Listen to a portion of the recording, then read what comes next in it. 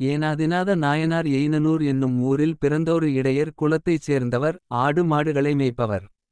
இவர் போர் செய்வதில் மிகவும் திறமையானவர். இவர் போர் கற்றுக் கொடுக்கும் கலையை தொழிலாக வைத்திருந்தார். இவரை போரில் எதிர்ப்பவர் எவரும் இல்லை என்பதால் இவருக்கு ஏனாதிநாதர் என்ற பட்டமும் கிடைத்தது.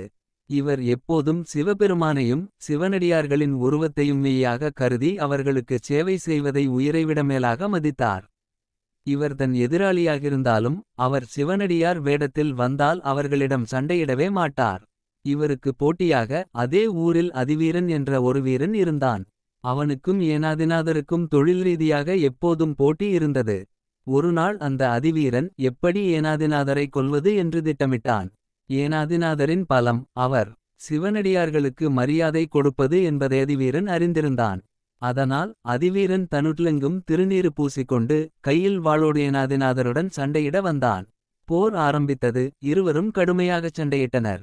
சண்டையின் இடையே அதிவீரன் ஒருகணம் பின்வாங்கி தான் அணிந்திருந்த திருநீற்றை ஏனாதிநாதருக்கு முழுவதுமாக காட்டினான். அதை பார்த்த ஏனாதிநாதர் அதிவீரன் ஒரு சிவனடியார் வேடத்தில் நிற்பதாகவே நினைத்தார். சிவனடியார் உருவம் தரித்த ஒருவரை எதிர்த்துச் சண்டையிடுவது பாவம் என்று எண்ணி தன் வாளை கீழே போட்டுவிட்டார்.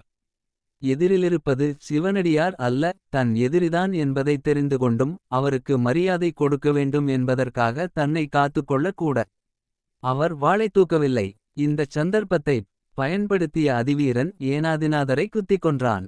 தன் உயிரை விடச் சிவனடியார் உருவமே மேலானது என்று நினைத்த ஏனாதிநாதரின் உயர்ந்த பக்தியைக் கண்டு சிவபெருமான் அங்கேயே காட்சி கொடுத்து அவருக்கு முக்தி அளித்து தம் உலகிற்கு அழைத்துச் சென்றார்.